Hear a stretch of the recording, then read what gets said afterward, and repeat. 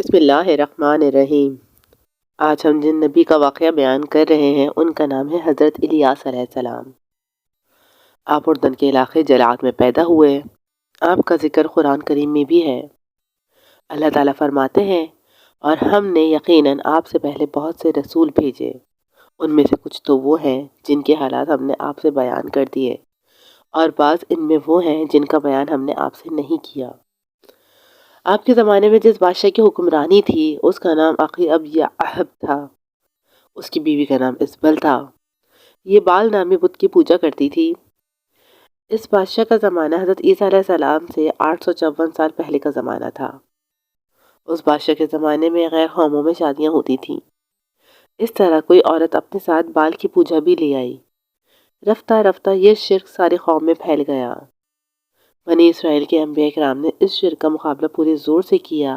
ان میں اہم نام حضرت الیاس علیہ السلام کا ہے۔ قرآن کریم میں آپ کا ذکر 2 جگہ آیا ہے۔ آپ حضرت ہارون علیہ السلام کی اولاد میں سے ہیں۔ اللہ تعالیٰ نے آپ کو شام کے لوگوں کی اصلاح کے لیے بھیجا۔ آپ کی تبلیغ کا مرکز شام کا مشہور شہر بالبک تھا۔ بال ایک بت کا نام تھا، اسی بت کے نام پر شہر کا نام رکھا گیا تھا۔ یہ قوم اس بت کی پوجا کرتی تھی۔ یہ بت بہت پرانا تھا۔ حضرت موسیٰ علیہ السلام کے زمانے میں بھی اس بت کی پوجا کی جاتی تھی۔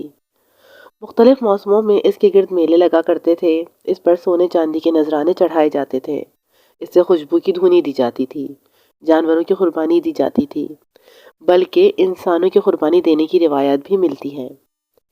خود یہ بت سونے کا تھا، 20 گز لمبا تھا، اس کے 4 منہ تھے۔ حضرت الیاس علیہ السلام نے جب قوم کو یہ سب کرتے دیکھا تو اس سے فرمایا، کیا تم بال نامی بت کو پوجتے ہو اور اسے چھوڑتے ہو جو سب سے بہتر پیدا کرنے والا ہے؟ وہ معبود برحق تمہارا بھی رب ہے اور وہی تمہارے اگلے باپ داداؤں کا بھی پروردگار ہے۔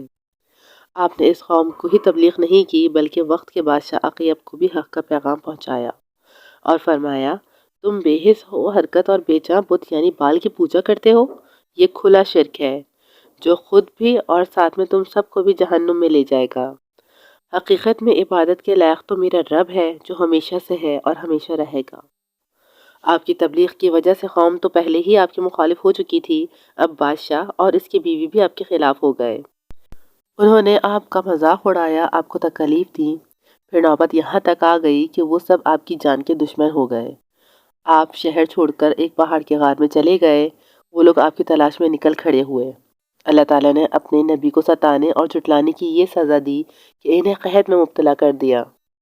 3 سال تک ایک بوند پانی نہ برسا۔ وہ لوگ بھوک اور پیاس سے مرنے لگے۔ اسی دوران حضرت الیاس علیہ السلام غار سے نکل کر ان کی طرف آئے تو انہیں عذاب میں گرفتار دیکھا۔ آپ نے ان لوگوں سے کہا، یہ تمہارا بال کب کام آئے گا؟ اس سے کہو بارش برسائے تاکہ قحط کے عذاب سے نجات ملے۔ آپ کی بات سن کر سارے قوم بال کے سامنے ہاتھ جوڑ کر کھڑے ہو گئے، مگر وہ بے جان بت بارش کیسے برسا سکتا تھا؟ جب تھک گئے تو حضرت الیاس علیہ السلام سے کہنے لگے، اے الیاس، تیرا خدا کون سا ہے؟ تو اس سے بارش کی دعا کر کے دیکھ۔ آپ نے رب العالمین کے حضور دعا کی۔ دعا کرنے کی دیر تھی کہ بارش شروع ہو گئی، زمین سرسبز ہونے لگی۔ اس قوم نے یہ معجزہ اپنی آنکھوں سے دیکھا تھا لیکن ایمان پھر بھی نہ لائی، الٹا حضرت الیاس علیہ السلام سے کہنے لگی، سب تیرا جادو ہے۔ یہ الزام ایسے ہی تھا جیسے کہ آپ سے پہلے والے انبیاء کو ان کی قومیں لاجواب ہو کر دیتی رہی تھیں، اور یہ باتیں ہیں اس زمانے کی جب کہ ابھی حضرت موسیٰ علیہ السلام کی وفات کو زیادہ عرصہ نہیں گزرا تھا، اور یہ قوم اللہ تعالیٰ کے احکامات کو جھٹلانے پر 40 سال تک سزا بھگت چکے تھے۔ اس سب کے باوجود انہوں نے بال کی پوجا شروع کر دی۔ غرض یہ قوم گمراہی میں ڈوبی رہی، اور حضرت الیاس علیہ السلام کو اللہ تعالیٰ نے اپنے پاس بلا لیا۔